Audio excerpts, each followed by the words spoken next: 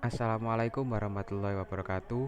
Kami dari kelompok 2 yang beranggotakan Safira Ayu Ramadan, Salsabila Serina Agatha, Yudhistira Rozak Maulana, dan Yulita Deta Nawangsari akan menjelaskan tentang materi Weber si tukang pamer dan Veblen si tukang protes, berdebat tentang makna kapitalisme. Suara pembangkangan Thorsten Veblen. Veblen ialah orang yang mencari-cari kesalahan dan menyasar kapitalisme teoritis yang baru adalah Thorsten Bunde Veblen. Dia pernah mengajar di institut seperti Universitas Chicago dan Stanford. Dia mempelajari kerangka institusional dari sistem kapitalis dan bagaimana kerangka itu berkembang dan mempengaruhi kehidupan dan kebudayaan masyarakat. Dalam melakukannya, dia membangun aliran ekonomi institusional Amerika yang bisa bertahan selama bertahun-tahun melalui upaya Wesley Mitchell, John R. Commons, dan John Kenneth Galbraith. Kehidupan Veblen, Oscar Wilde-nya ekonomi. Kehidupan Veblen yang ganjil dalam banyak hal menarik ketimbang buku-bukunya yang ditulis. Dia merupakan seorang ekonom yang dianggap sinting dan tidak normal. Dia juga sebagai editor Journal of Political Economy yang prestisius saat berada di Chicago. Dia juga mendapatkan gelar PhD dari Yale, namun dia sering berpakaian lusuh seperti gelandangan. Dia mengajar di Universitas Stanford, tetapi dipecat karena menjalin hubungan gelap dan suka main perempuan, di mana dia sudah memiliki 2 istri, tetapi masih suka melakukan hubungan gelap dengan mahasiswi dan istri dosen. Tetapi dia juga dianggap orang yang eksentrik dan cerdas.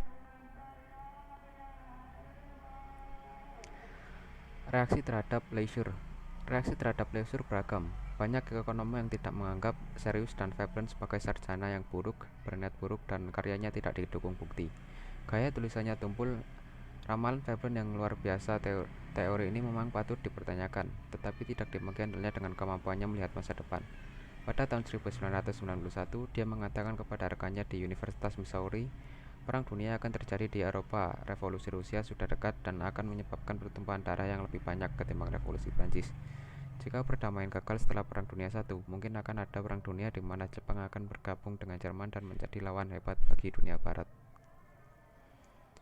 Veblen hanya memberi nilai C. Veblen mengajar tentang sosialisme, tetapi metode pengajarannya eksentrik. Seorang mahasiswa mengatakan bahwa Veblen ini seorang yang aneh. Dia juga tidak pernah memberi ujian akhir, dan di akhir kuliah dia hanya mengatakan bahwa dengan seizin kami atau para mahasiswanya, dia akan memberikan nilai C untuk mengikuti ritual kehidupan kampus. Theory of the Leisure Class Veblen. Saat di Chicago, pada usia 42 tahun, Veblen menulis karya besarnya The Theory of the Leisure Class Veblen. Pertama kali terbit pada tahun 1899. Karya ini dimaksudkan sebagai sindiran sosial terhadap kelas atas yang memiliki banyak waktu untuk bersenang-senang. Dia tak menggunakan catatan atau riset apapun, dan dia memberi jaminan kepada penerbitnya jika ada kerugian. Dia pernah mengatakan bahwa ide-idenya berasal dari ayahnya yang disebut pemikir berat. Meskipun ayah Veblen tidak bisa menulis dan buta huruf, dan menulis tanda tangan dengan huruf X saja.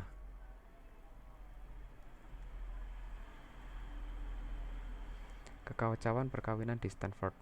Pada tahun 1906, Veblen dan istrinya Ellen pindah ke California dan dia mulai mengajar di Stanford University. Tetapi tak lama kemudian heboh karena muncul Babe Bevans, seorang perempuan yang sudah menikah yang nyentrik dan liar, menjadi istri simpanannya. Dia menjadi tetangga Veblen saat kuliah di Universitas California. Ellen jengkel ketika Babe mengirimi dia surat setiap hari yang isinya bahwa perkawinan tanpa cinta bukanlah perkawinan, dan dia meminta agar Ellen menyerahkan Veblen padanya. Isu hubungan gelap Veblen dan Babe muncul akhir tahun 1909 setelah Ellen mengirim surat dan banyak bukti tentang hubungan gelap suaminya kepada David Starr Jordan, rektor Stanford, dan Veblen pun dipecat. Jika maksud Ellen ia akan mendapatkan kembali kasih sayang Veblen, itu salah karena Veblen meninggalkannya dan memilih tinggal bersama Babe di daerah pegunungan terpencil di Northern Idaho atau daerah antah berantah. Saat menjelang Natal, dia hampir meninggal karena penyakit paru-paru, tetapi kesehatannya pulih berkat Babe. Setahun kemudian setelah Veblen menceraikan Ellen pada tahun 1914, dia akhirnya menikahi Babe. Saat itu ia berumur 57 tahun dan Babe berumur 37 tahun. Saat di Chicago, pada usia 42 tahun, Veblen menulis karya besarnya The Theory of the Leisure Class Veblen. Pertama kali terbit pada tahun 1899. Karya ini dimaksudkan sebagai sindiran sosial terhadap kelas atas yang memiliki banyak waktu untuk bersenang-senang. Dia tak menggunakan catatan atau riset apapun, dan dia memberi jaminan kepada penerbitnya jika ada kerugian. Dia pernah mengatakan bahwa ide-idenya berasal dari ayahnya yang disebut pemikir berat. Meskipun ayah Veblen tidak bisa menulis dan buta huruf, dan menulis tanda tangan dengan huruf X saja.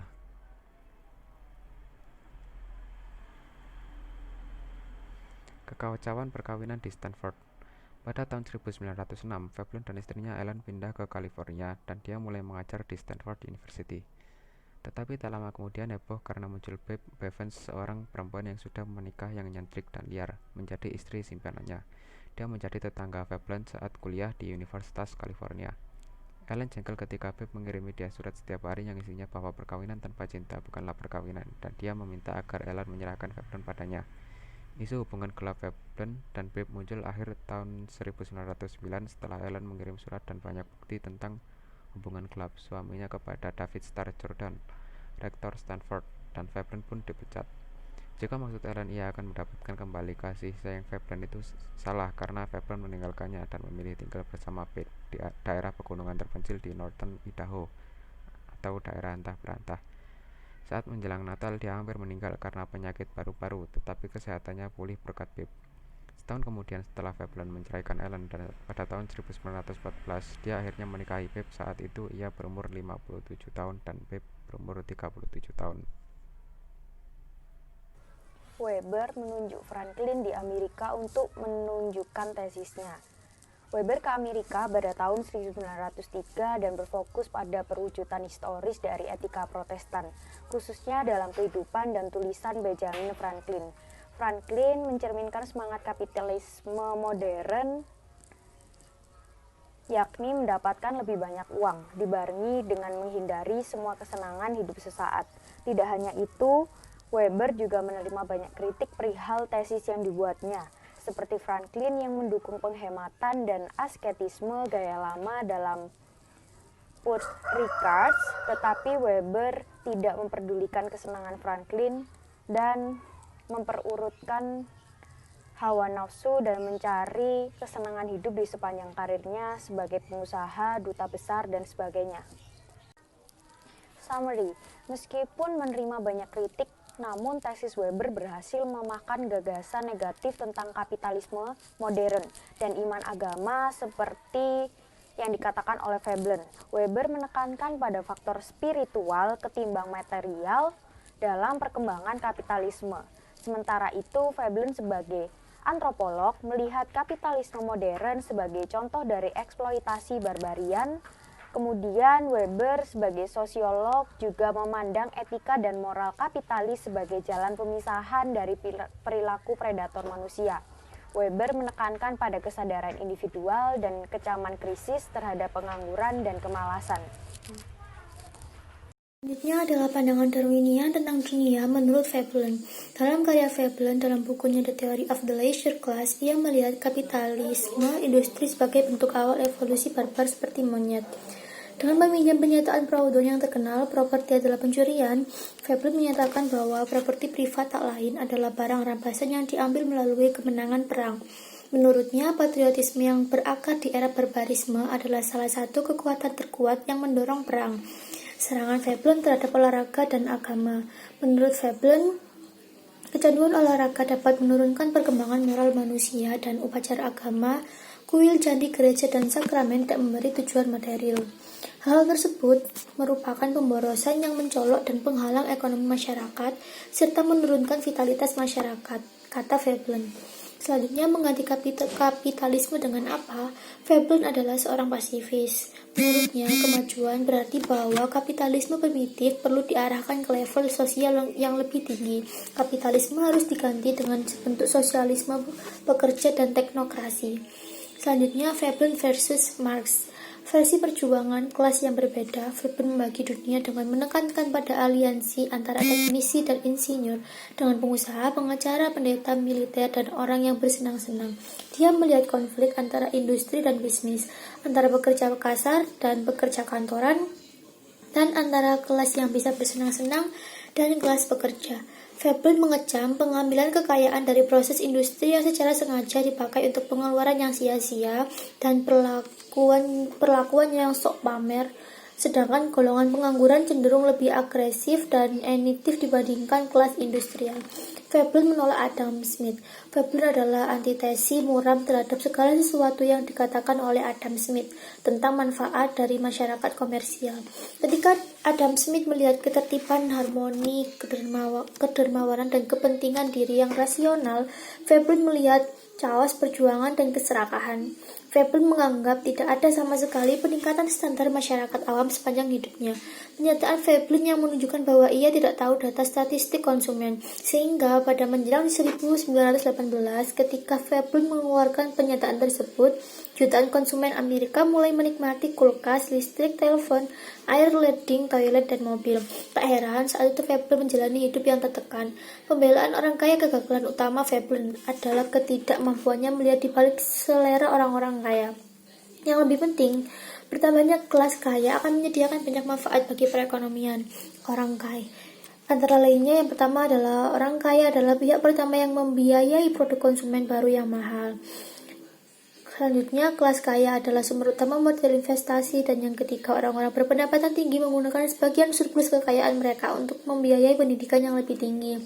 Dan keempat, dewasa ini orang-orang kaya membayar pajak sebagian besar pajak pendapatan federal. Dan selanjutnya adalah Max Weber yang karismatik. Weber memberi kesan yang mendalam bagi orang-orang yang bertemu dengannya. Dengan tindak tanduknya yang tenang, ia adalah sarjana yang serius dan tekun. Tetapi, Weber sendiri tak pernah mementingkan diri sendiri. Dia tak tertarik untuk menulis buku-buku laris atau mengeksploitasi kuliahnya. Di dalam masyarakat Jerman yang mengutamakan seremoni dan pemujaan kepahlawanan, dia tak pernah mendapatkan anugerah kehormatan. Dan selanjutnya adalah Weber mengalami gangguan syaraf selama 6 tahun. Pada tahun 1897, Weber menjadi sosok yang sukses. Dia mendapat posisi yang dihormati di universitas saat masih berusia awal 30-an dan telah menerbitkan beberapa karya penting. Tetapi, Max terlalu banyak bekerja dan kelelahan. Lalu dia bertengkar dengan ayahnya yang tinggal bersama Max dan Marin. Pada tahun 1897, Weber untuk pertama kalinya melawan tindakan otoriter ayahnya dan mengusirnya. Dia merasa bersalah, sedih, dan terkena depresi sampai 6 tahun. Dia tak mampu mengajar, memberi kuliah umum, atau melakukan pekerjaan akademik. Dia menderita sakit punggung kronis, insomnia, gangguan syaraf, dan merasa dikunjungi hantu secara periodik. Dia memakai morfin dan berbagai macam pil penenang dan melakukan perjalanan ke luar negeri. Dia sangat tersiksa oleh penyakitnya sehingga dia tak bisa mengajar sampai 15 tahun, yaitu sampai tahun 1918.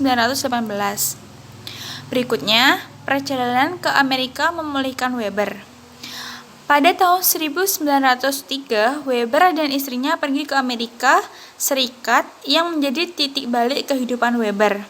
Dan karena tergugah oleh kunjungannya ke Amerika, Weber pulih kembali dan menulis karya yang paling terkenal, The Protestant Ethic and the Spirit of Capitalism. Pada awal dipublikasikan sebagai kedua esai pada tahun 1904 dan 1905.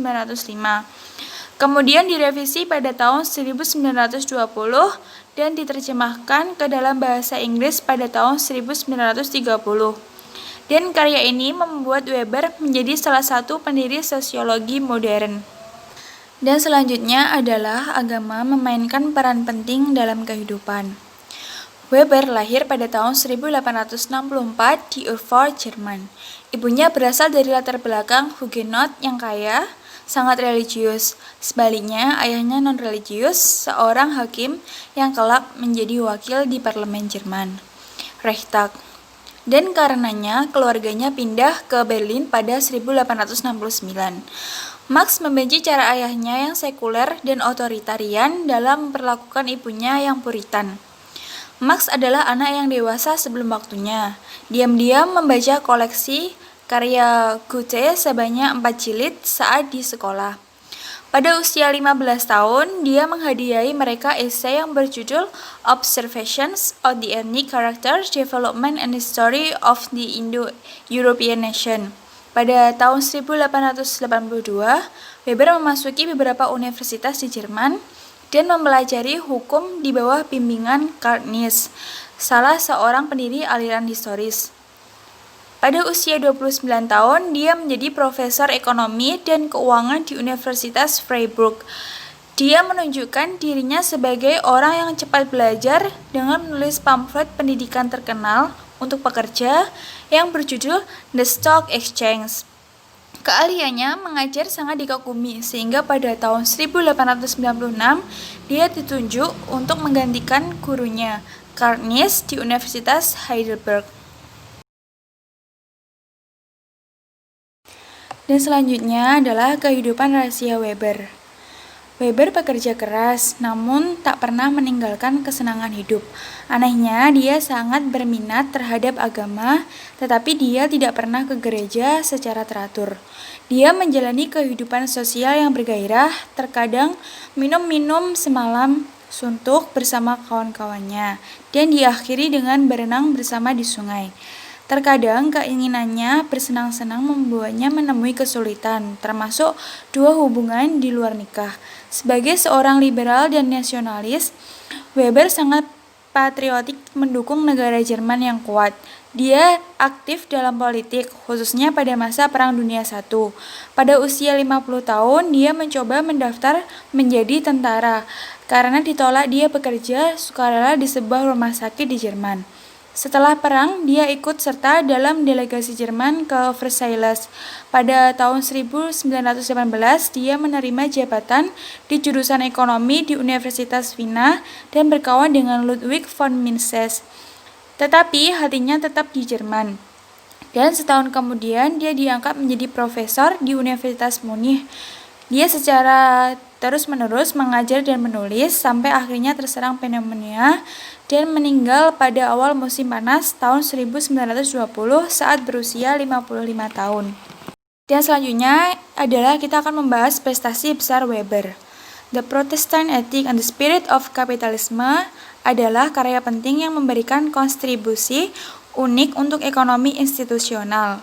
Weber memuji Kristen sebagai ikatan sosial dari persaudaraan dunia. Dia tak setuju dengan Marx dan berpendapat bahwa kapitalisme berasal dari cita-cita agama, bukan materialisme historis. Secara khusus, ajaran reformasi Protestan mengubah peradaban Barat dan menyebabkan bangkitnya kapitalisme, kekuatan terpenting di dalam kehidupan modern kita. Menurut Weber, yang melahirkan abad kapitalisme bukanlah keserakahan dan pencarian keuntungan tanpa batas. Perilaku seperti itu sudah ada di dalam semua masyarakat di masa lalu. Pendapat bahwa keserakahan adalah kekuatan pendorong di balik kapitalisme adalah ide naif yang semestinya diajarkan di taman kanak-kanak secara kultural. Tesis dasar Weber adalah bahwa agamalah yang telah mencengkeram pikiran manusia selama berabad-abad yang membuat kapitalisme itu tersingkir sampai datangnya Kristen Protestan di abad 17. Ilmu ekonomi harusnya berbasis nilai. Weber juga berpihak pada aliran Austria yang percaya bahwa jika ilmu ekonomi akan berhasil sebagai ilmu formal murni atau bisa diterapkan dalam sekolah-sekolah yang kita pelajari sekarang, maka ia harus menjadi ilmu sosial objektif yang bebas nilai. Kemudian dengan berbagai cara, ilmu ekonomi akhirnya menjadi ilmu formal murni dengan menerapkan cara berikut. Yang pertama adalah terus-menerus mengkaji ulang logika dan premis-premisnya, dan teorinya diuji dengan studi empiris dengan menggunakan bukti-bukti sejarah yang pasti dan sesuai fakta. Peringatan terakhir Weber, waspadalah terhadap sangkar besi kebebasan. Meskipun mengkritik sosialisme dan perencanaan terpusat, Weber tidak seoptimis Adam Smith dalam memandang ekonomi pasar.